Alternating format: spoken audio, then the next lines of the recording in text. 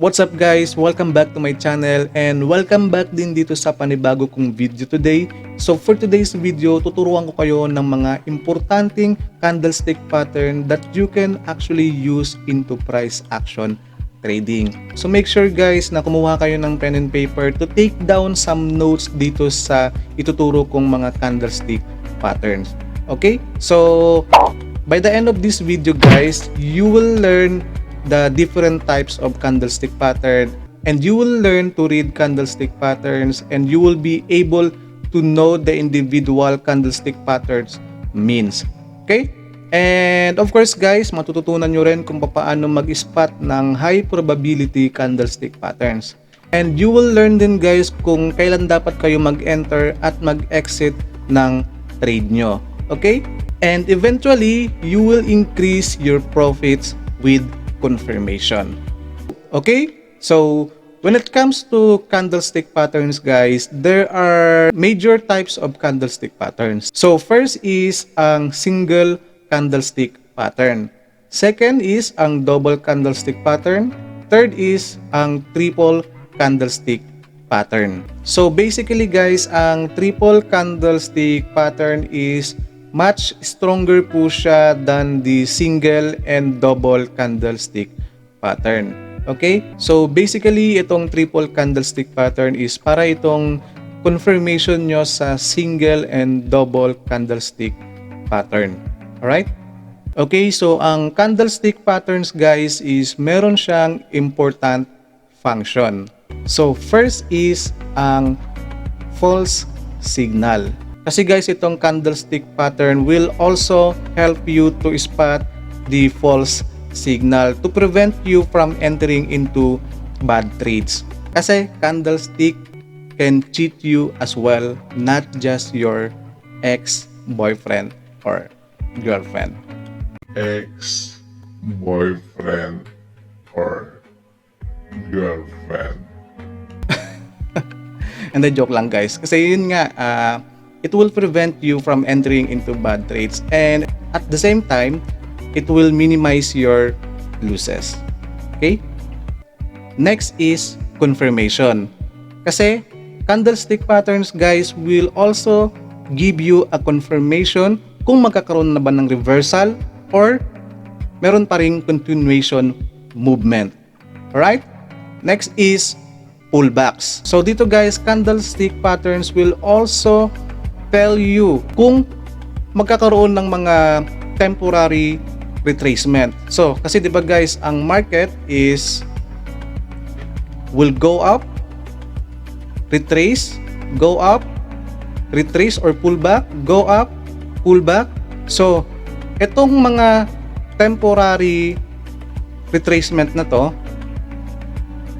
candlestick patterns will tell you kung magre-retrace ba tayo dito, dito. Okay? So next is reversal point. So kapag nakakita kayo ng reversal candlestick pattern guys, then it will tell you which is the potential reversal points or yung reversal area. Okay? So by spotting the reversal candlestick pattern guys, hindi nyo mamimiss yung new movement or yung reversal movement ng market. Alright? Then last is entry and exit. So yun nga guys, candlestick pattern will tell you kung good to entry na ba dito or kung good to exit na ba dito. So you can enter your trade or you can exit your trade based on your strategy. Alright? Alright guys, so I will explain to you some examples of reversal candlestick patterns. So yung mga i-explain ko lang na mga reversal candlestick pattern is yung mga mostly or yung mga madalas nating makita sa mga chart natin. Alright, so yung first is ang doji, second hammer, next is bearish and bullish engulfing, then bearish and bullish harami, then yung morning and evening star. Alright, so dito muna tayo sa doji. Alright, so yung first signal confirmation natin is ang normal doji. Ano bang ibig sabihin nito guys? So, ang ibig sabihin nito, during the session, ang price is nag-open dito. Then, it went up all the way here. Then, pumasok ang mga seller dito sa area na to. Nagkaroon ng rejection down to this area. And then from here guys, nag-jump in naman yung mga buyers. So, nagkaroon ng rejection dito. And at the end of this session, nag-close dito sa point na to. Kung saan nag-open ang price, dun din nag-close. So, ang ibig sabihin niyan is ang mga traders ay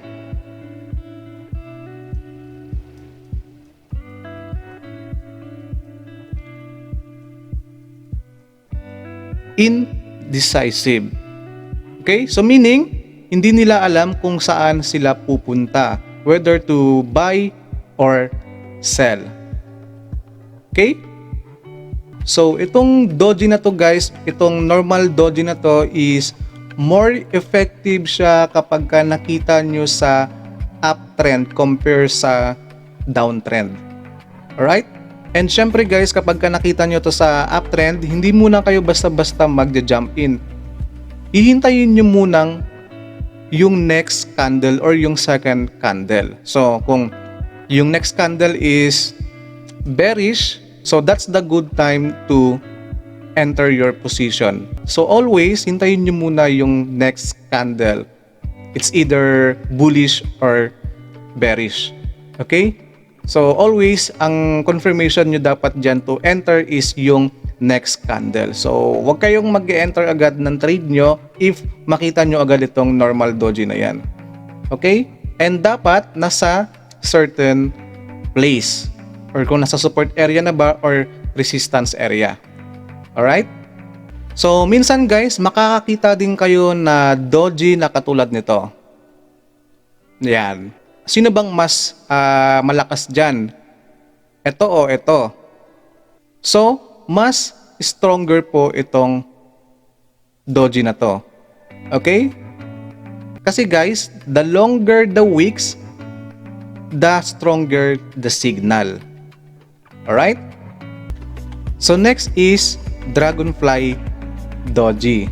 So ano bang ibig sabihin nito? Bakit nga ba Dragonfly Doji siya? So ito yan guys. Ayan yung mata niya. Ito yung pakpak. Yan. Kaya siya Dragonfly Doji. So ibig sabihin guys, Dragonfly Doji can fly up. Alright? So, ito po ay bullish Dragonfly Doji. Alright? So, may kita nyo yan guys sa downtrend. May kita nyo yan sa downtrend. Yan. And syempre, like I said, always na maghihintay muna kayo ng next candle kung bullish ba siya before kayong mag-enter ng trade nyo. Alright? So, ano bang meaning nito guys? Itong long wick na to. So, ang meaning niyan is ang price is nag-open dito and then pumasok ang mga seller, bumagsak ang price down to here. Then, dito sa area na to is pumasok naman ang mga buyers hanggang dito, nagkaroon ng rejection and nag-close dito kung saan nag-open yung price. Alright? The next is ang Gravestone Doji. So, ibig sabihin yan guys, nitong gravestone is, yun nga, saan ba kayo mag-grave? Diba? Sa baba? Hindi naman pwede sa taas. Alright? So, ang ibig sabihin nito, itong long wick na to, is yan yung rejection. So, yung price is umangat, and then at the end of this trend, nakita nyo itong pattern na ito, itong Gravestone Doji, kasi ganito yan eh. Yung price is nag-open dito, then nag-move siya towards upside, and then pumasok yung mga sellers and then ni-reject ng market, and dito nag-close kung saan nag-open yung price. Alright? So like I said, wag pa rin kayo mag-jump in agad. So, hintayin nyo pa rin yung next candle. So, kung makita nyo yung next candle is bearish, that's the time to enter your position. Alright? And by the way guys, ang ideal nitong gravestone doji is dapat wala siyang lower wick. Same thing din dito sa dragonfly. Ang ideal nito is dapat walang upper wick. Okay? Alright, so yung next reversal candlestick pattern natin is ang bullish hammer. So ano bang ibig sabihin nito guys? Yung price is nag-open dito and then nagkaroon ng rejection towards downside, then after dito pumasok yung mga buyers, so umangat ulit siya hanggang dito and nag-close ang price dito. So ang tawag dito is bullish hammer, or yung other term dito is hanging man. And another hammer pattern is inverted hammer. So kabaligtaran naman nitong bullish hammer. Alright, so ibig sabihin nito guys, ang price is nag-open dito, then pumasok ang mga buyers all the way here, then dito naman pumasok ang mga seller, then nagkaroon ng rejection, bumaba ang price hanggang dito and nag-close siya dyan. Alright, so ang tawag dyan is inverted hammer, or ang other term dyan is shooting star. Alright guys, so effective itong bullish hammer na ito kapag ka nakita nyo ito at the end of the downtrend. Yan. So ganyan ang formation niya. Tapos may nakita kayong candle na ganyan. Yan, dyan siya effective. Then ito namang inverted hammer, effective ito kapag nakita nyo ito at the end of the uptrend. Okay? So yung price is yan, umangat. Then nakita nyo itong candlestick pattern na ito, itong inverted hammer. Then next candle dito is bearish. Then yan, it's good to sell. Alright? So by the way pala guys, itong bullish hammer is, it doesn't matter po kung red or green po yung color niyan. Same lang yan. Pero kung makita nyo is bullish or green color, meron lang siyang little advantage. Pero at the end of the day, still, pag nakita nyo itong bullish hammer or itong inverted hammer, it will still reverse the market. Alright guys, so alam ko medyo nakukonfuse kayo dito sa bullish hammer natin and inverted hammer. To simply explain to you, kung makita nyo itong bullish hammer at the end of the downtrend, then it is a signals that tells you the price might go up. Then if you see this to uptrend, then potentially the price will go down. So same thing din dito guys sa inverted hammer. If you see this in a downtrend, potentially the price will go up.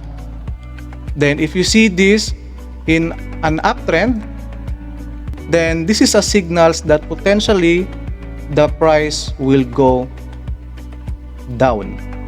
Alright guys, so yan po yung mga example ng single candlestick pattern.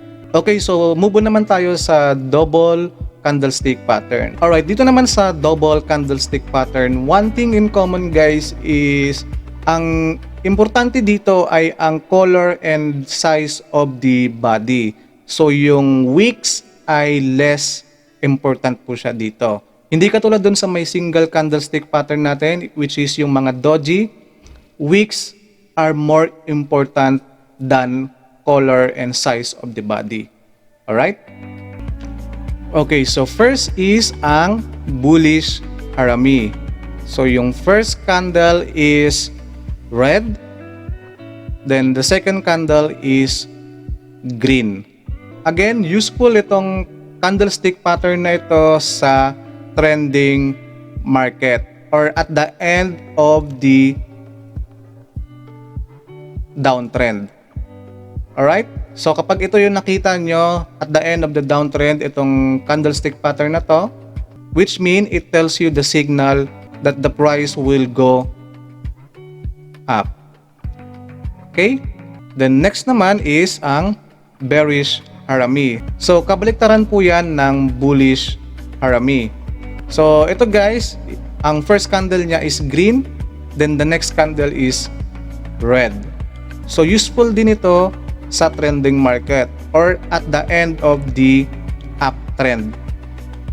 Okay, so ganyan siya, uptrend, then nakita nyo itong candlestick pattern na ito, which mean this candlestick pattern or itong bearish harami will tell you that the price will go down.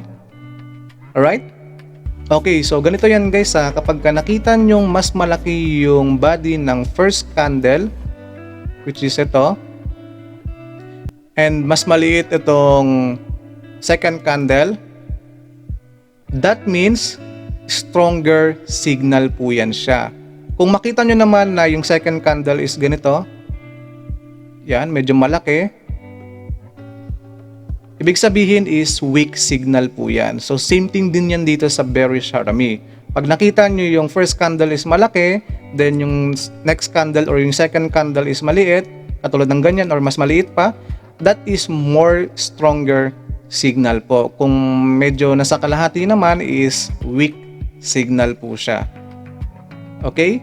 Alright, so yung next double candlestick pattern natin is ang engulfing. So ito yung pinaka-favorite ko sa lahat guys na double candlestick pattern.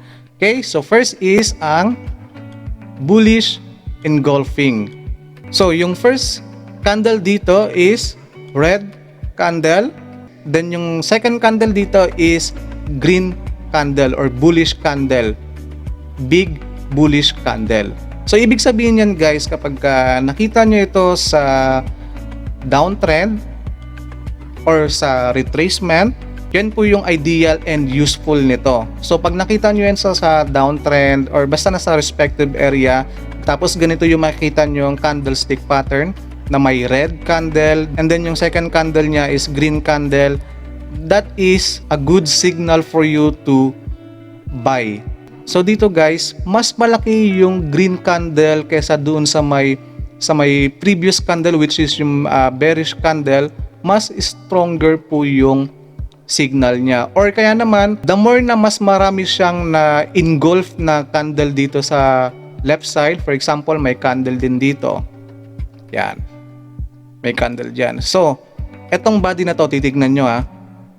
So, for example, the more na candle na maswalo niya from the previous candles, mas stronger signal po yan siya. Okay? Then next naman is ang bearish engulfing. So yung first candle is green, then next candle is red. So kabaliktaran naman yan guys dito sa bullish engulfing. So ito, useful siya kapag makita mo siya sa uptrending or sa retracement din. Yung price is pataas, and then nakita mo itong candlestick pattern na ito, that is good to sell. Okay? As long as na itong candlestick pattern na ito is naispatan mo sa respective area. So, same thing din dito guys sa bullish engulfing. The more na mas marami siyang maswallow na previous candle. So, let's say may candle pa rito. Yan. Then, itong titingnan nyo yung close body. So, the more na mas marami siyang maswallow na candle dito sa left side, mas stronger signal po yan siya. Okay? Alright guys, so let's move on to the next level and let's talk about naman sa triple candlestick pattern. So, first is ang bullish morning star. So, yung first candle niya is red, then followed by small candle. Then the third candle is bullish candle. So it's either ganyan yung candle na makikita nyo or ganyan. Okay? So dito guys, ang second candle po, it doesn't signify po whether green or red. So hindi po importante dyan. Right? So ang importante dito is ang first candle and then yung third candle. Okay? So dapat ang makikita nyo na third candle is sinaswallow niya itong second candle or nai-engulf niya. Okay? So para lang itong bullish engulfing. So ito guys is useful siya kapag makita mo sa trending market din or at the end of the downtrend. So ganito yan siya guys. Yan. Pag nakita nyo yan. So ito kapag nakita nyo yung candlestick pattern na yan, that is a signal for you to buy. Alright? So second naman is ang bearish evening star or evening star. So kabaliktaran naman yan guys nito. Okay, so yung first candle natin is green followed by small candle, then third candle is big bearish candle. Okay, so same thing din guys, dito ang second candle po is doesn't signify the color. So it's either green or red, so it's not important po. Okay? So, ito guys is useful siya sa trending market din or sa pagkatapos ng uptrend. Okay? So, yung price is nakita nyong pataas and then naispatan nyo itong pattern na ito. Then, that's a signal for you to sell. Okay? So, the more na mas mahaba ang body ng third candle or itong body ng bearish candle, mas stronger signal po yan siya. So, para lang din yang bearish engulfing. Okay? And then, next is bullish doji. So, ibig sabihin yan guys, so may kita nyo, ang first candle po is red candle, second candle is doji. So, dapat ganyan ang makikita nyo. So, yung third candle is bullish candle. And ito, useful siya at the end of the downtrend. Yan, same thing din siya. So, same lang din siya ng bullish morning star. Pero dito is doji siya, yung second candle. Okay? Then, next naman is ang bearish doji. So, ganun din, same thing. Parang bearish evening star lang siya. Pero dito naman, ang second candle dito is doji. Okay? Same function po yan. And dito naman, useful siya kapag makikita mo siya at the end of the uptrend. So, it will give you the sell signal. Kapag nakita mo itong candlestick pattern na ito, itong bearish doji, na parang bearish engulfing. Alright? So, same lang siya, di ba? Same lang siya. Itong dalawang to is same lang siya dito sa bullish morning star and bearish morning star. Pero, sino bang mas malakas dyan na signal? So, ang mas malakas dyan ay itong bullish doji at itong bearish doji. So, mas malakas po itong signal compared dito sa bullish morning star and bearish evening star. Alright? Alright guys, so bonus candlestick pattern tayo. So, ito, first is ang 3 white soldier and ang 3 black crows. So meaning itong dalawang candlestick patterns na to is good din siya for reversal. Alright? So dito guys sa 3 white soldiers, ang ideal formation nito is dapat wala siyang upper wick. Wala dapat siyang upper wick. So it's okay lang kung meron lower wick. Ganyan. Okay? So same thing din dito sa 3 black crows. Ang ideal formation nito is dapat walang lower wick. Okay lang kung meron siyang upper wick. Alright? Then next is tri-star. So makikita nyo guys, ang tri-star po is tatlong magkakasunod na doji. Alright? So itong pattern na to is useful siya at the end of the trending market, either downtrend or uptrend. So basically, itong tatlong candlestick pattern na to are work best at the end of the trending market, either downtrend nga or uptrend. Okay? Alright guys, so yun lang yung lahat ng mga importanteng candlestick pattern na actually na magagamit natin talaga sa price action trading. Pero yung mga candlestick patterns na to is dapat gamitin nyo ng tama. For me kasi, ginagamit ko siya sa higher time frame. Kasi nga, the higher time frame it is, the stronger signal it is. Kaya nga ako guys, personally, gusto ko talagang mag-trade ng higher time frame. Mas gusto ko yung mga swing trades. Kasi hindi lang dahil sa stronger signal, mas less screen time din po siya. Hindi mo na kailangang magbabad sa screen ng computer mo. Hindi mo na kailangang mag-abang ng price action dahil nasa lower time frame ka. So para sa akin, mas maganda na naispatan mo itong mga candlestick pattern nito sa higher time frame. And most important, dapat itong mga candlestick pattern nito is dapat na sa location siya or nasa exact area siya. Yun nga, you can have the perfect candlestick formation, pero if it appears in the wrong place, then it will not going to work out. So dapat guys, nasa location siya or dapat nasa exact area siya. Alright? And yun nga guys, actually itong mga candlestick patterns, hindi nyo na kailangang i-memorize yung names niya as long as na you learn how to read the psychology behind it. Okay, so yun lang muna guys for today, and sana napulutan nyo ng aral itong video na to. And kung nagustuhan nyo itong video na to guys, please give a thumbs up naman, and please subscribe and click mo na rin yung notification bell, and I will notify you pag may mga bago akong upload. So yun lang guys, and see you.